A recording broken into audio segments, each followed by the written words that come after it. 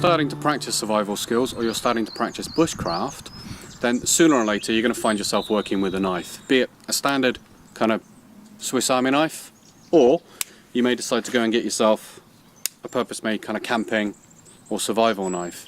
Either way, when working with knives, there's a couple of things you've got to remember just to keep yourself and others safe. Today I'm going to go through 4 key things, and those key things are cutting with a knife, working with a knife, moving with a knife, and you and a knife around other people. So the first of those we're going to deal with today is cutting with a knife.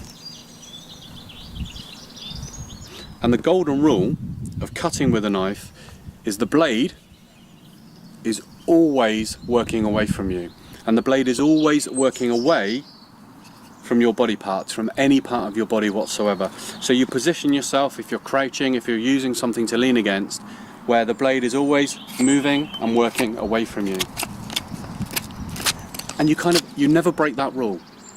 If you find yourself in an awkward position and you're tempted to turn the blade towards you, stop, readjust the position.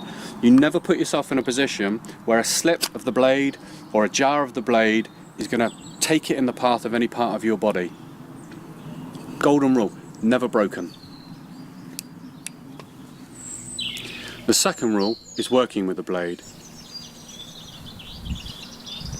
If you find yourself in a position where you're doing a complicated task whilst you've got a knife, sheath the knife.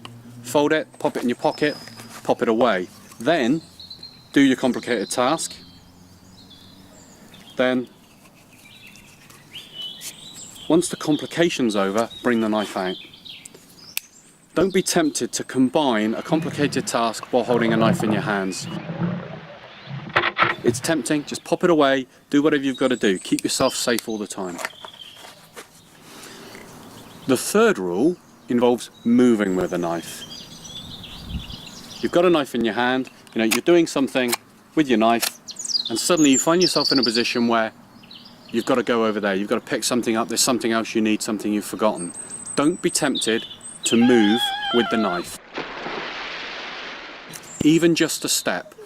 You're going to be practicing your survival, and eventually you're going to be doing your survival in areas that are potentially relatively hostile. You might have brambles on the ground, you might have branches on the ground, you might be on ice.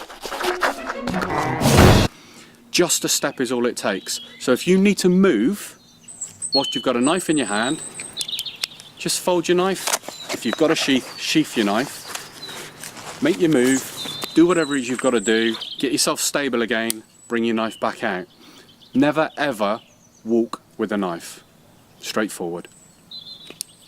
The fourth and final rule in knife safety is working with a knife around other people.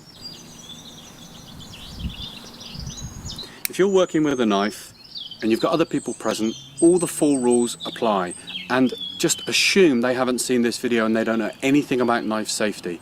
So same thing, you don't cut toward another person, you don't work on a complicated task with somebody else with your knife. If you've got it in your hand and you need to do that, fold the knife, sheath it, pop it away.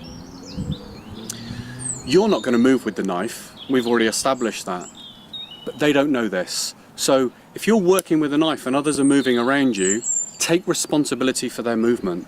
You've got the knife, if they're coming towards you, you pop the knife away, or if they're moving around, you either get them to stop or you get them to give you a very wide berth. You basically take responsibility for others when you're holding a knife. There's an underlying principle when working with anything dangerous, with knives, with fire, and to be honest, any survival or bushcraft situation, I tend to apply this underlying principle. If you're working, if you're doing something, if you're about to do something, and you find yourself in a position where you're thinking, oh, I wonder if this is safe, I wonder if I've set that up right, I wonder if I feel comfortable, the answer is always the same: stop.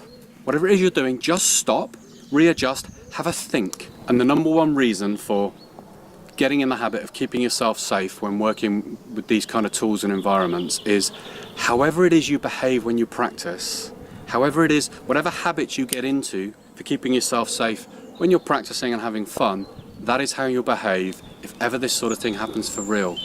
How you do it in practice is how you do it for real. So just have a lot of fun, really enjoy it, and at all times just keep you and everyone around you safe.